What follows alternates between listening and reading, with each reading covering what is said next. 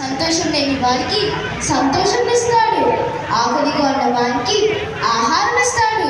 బాధపడే వారికి న్యాయం తీరుస్తాడు. గుడ్డి వారి కన్నులు తెరువజేస్తాడు. బంధింపబడిన వారిని విడుదలనిస్తాడు.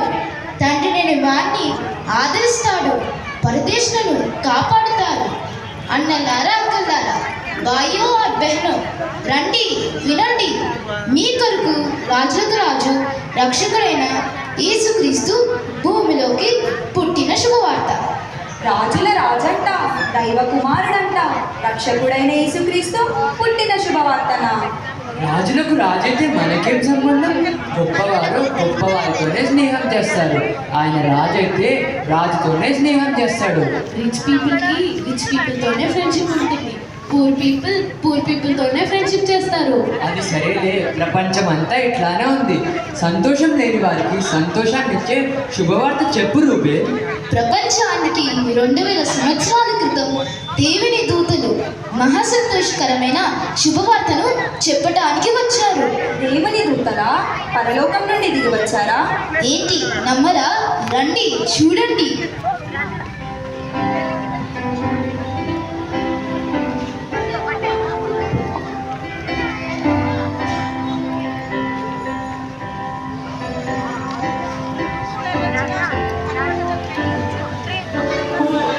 గలిలయలోని నజరేత్ అనే ఊరిలో దావీదు వంశస్థుడైన యోసేపుకు ప్రదానము చేయబడిన కన్యక యొద్దకు దేవుని దూత అయిన గాబ్రియేలు పంపబడెను. ఆ కన్యక పేరే మరియా. దయాప్రాప్తురాల, నీకు శుభము. మరియా, భయపడుకుము, దేవుని వలన నీవు కృపణొందితివి. ఇదిగో, నీవు గర్భము ధరించి కుమారుని కని ఆయనకు యేసు అని పేరు పెట్టుదును. ఆయన గొప్పవారే, సర్వోన్నతుని కుమారుడు అనబడను. ఆయన రాజ్యమునకు అంతము లేదు. నేను మనుషుని ఎరుగని దానిని, ఇది ఎలాగ జరుగును? పరిశుద్ధ కుమారుడనబడును. ఇదిగో ప్రభువు దాసురాలు, నీ మాట చెప్పున నాకు జరుగును గాక. చూసారా, పరిశుద్ధాత్మ శక్తి ద్వారా దేవుని కుమారుడు శరీరాకారంలో ఈ భూమి మీదకి అవతరించాడు. అవునా రూబెన్? దేవుడు నరరూపధారిగా మరియా రక్షకుడైన యేసుక్రీస్తుకు జన్మనిచ్చింది. ఈ సంతోషకరమైన విషయాన్ని దేవుని దూతలు యూదా బెత్లెహేము దేశంలో ఉన్న గొర్రెల కాపర్లకు కూడా చెప్పారు.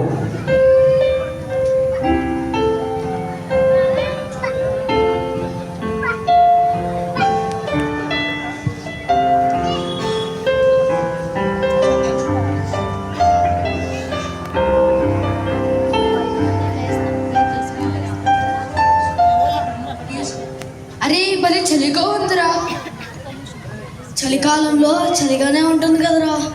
మన గొర్రెలు పండుకొని నిద్రపోతున్నాయి, వాటిని కాపలా కాద్దాం. అరే, ఏదో వెలుగు కనిపిస్తుందిరా. తెల్లని బట్టలు వేసుకున్న ఆకారం కనిపిస్తుంది. దేవుని దూతలాగుందిరా. బాబోయ్, భయం వేస్తుందిరా.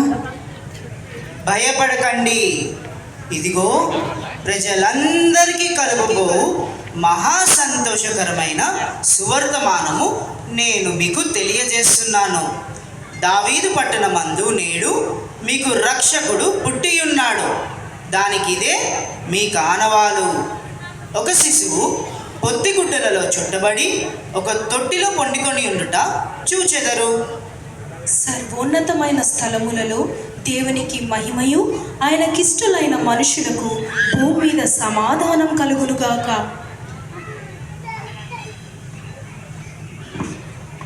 అరే, రక్షకుడు పుట్టాడు. భూమి మీద సమాధానం కలుగుతుందంట. అంటే ప్రిన్స్ ఆఫ్ పీస్ పుట్టాడు. అరే, ఎంత సంతోషకరమైన వార్త. దేవుని దూతలు పరలోకం నుండి దిగి వచ్చి మనకు చెప్పారు. మనం అందరికీ చెప్పాలి. అన్న, మనము బెత్లెహేమ్కి వెళ్ళి ప్రిన్స్ ఆఫ్ పీస్ని చూసి వద్దాం. పదండి పదండి. Joy to the world, the Lord is come.